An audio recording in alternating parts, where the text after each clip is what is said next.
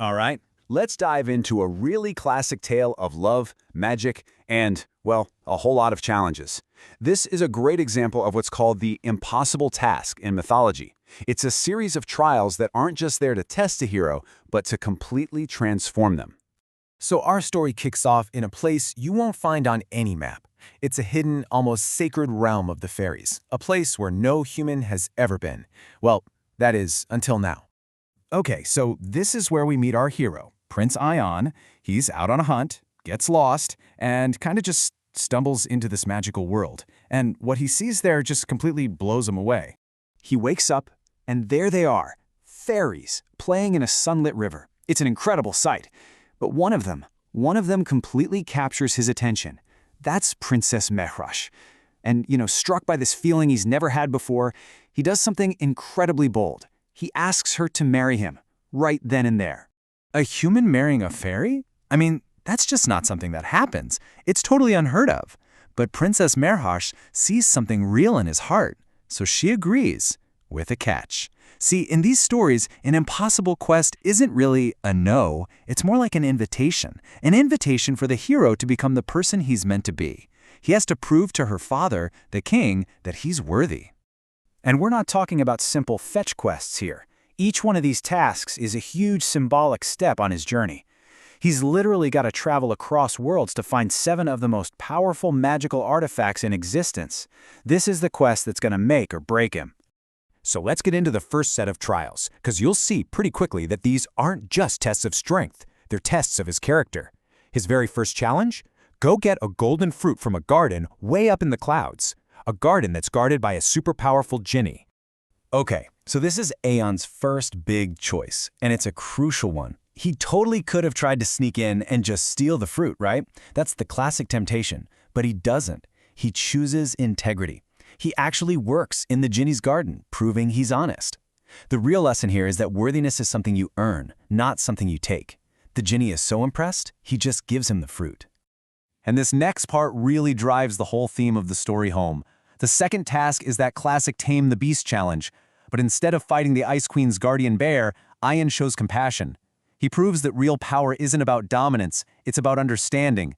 He calms this ferocious beast without even drawing his sword, and for that, he earns the Ring of Ice. So he's proven he's got good character on Earth. Now, the journey gets cosmic. To bring together the mortal and the immortal, our hero has to go celestial. Mehrush gives him a magic mirror, and with it, he travels beyond the clouds. His next 2 quests demand a totally different kind of strength. Patience. Like a ton of patience. First, he goes to the Moon Kingdom, and his task is to simply wait. He has to wait for the moon itself to come back from its long orbit to give him the Moonstone. Then he does it all over again in the Sun Kingdom, waiting for the sun to complete its journey to get the Sun Dagger. It's a huge lesson in respecting cycles that are way, way bigger than you are. But just when he's got a system down, things take a very dangerous turn in the 5th realm, the Blue Kingdom. Here, his old tactics just don't work. He runs into these alien beings who, well, they don't trust outsiders. They see him as a trespasser, and bam, they capture him and lock him in a crystal cage that's supposed to be unbreakable. And this is a really key moment. For the first time, being patient and kind is not enough. A hero also has to know when to act. He uses the Sun Dagger, the very tool he earned through patience, to be decisive. He shatters that cage, grabs the magical blue locket, and gets out of there. And just like that, he's 5 for 7. He's proven he's honest, compassionate, patient, and now that he's got courage and can think on his feet. Only 2 more to go. All right, we're in the home stretch. For these last 2 trials, Ion has to bring together everything he's learned and all the tools he's gathered. These are the ultimate tests. It's not about improving himself anymore, it's about helping others. He gets to the Rainbow Butterfly Kingdom, and it's in really bad shape. And this is where you really see how much he's changed. He uses those powerful tools he worked so hard to get, not for himself, but to selflessly help them. He restores their dying garden with the Sun Dagger and Moonstone, and for this incredible act of empathy, they gift him his next prize, the magical butterfly wings. His final task, the grand finale, takes him to a floating castle where these wise dwarfs live. And to get the last item, the magical heart, he doesn't have to fight or wait. He just has to answer a riddle. This is the final test, a test of wisdom. So, what do you think?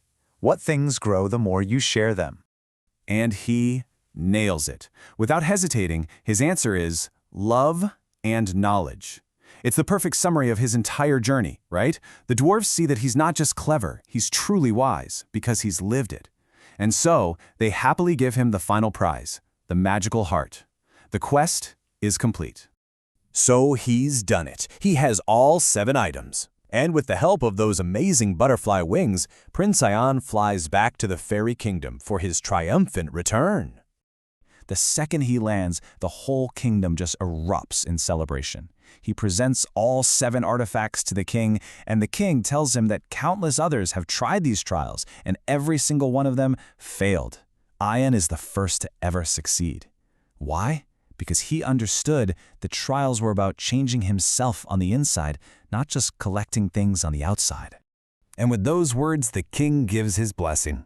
And didn't just grab a bunch of magical trinkets. He proved he had the virtues needed to unite 2 totally different worlds: honesty, compassion, patience, courage, empathy, and wisdom.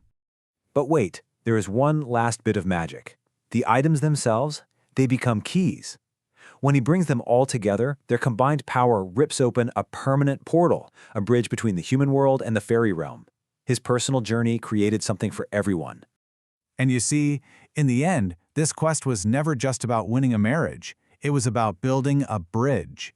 At their absolutely spectacular wedding, for the first time ever, humans and fairies celebrate together. Their kingdoms are finally united, all thanks to one hero who was willing to change. And that really leaves us with the big question at the heart of all these kinds of stories.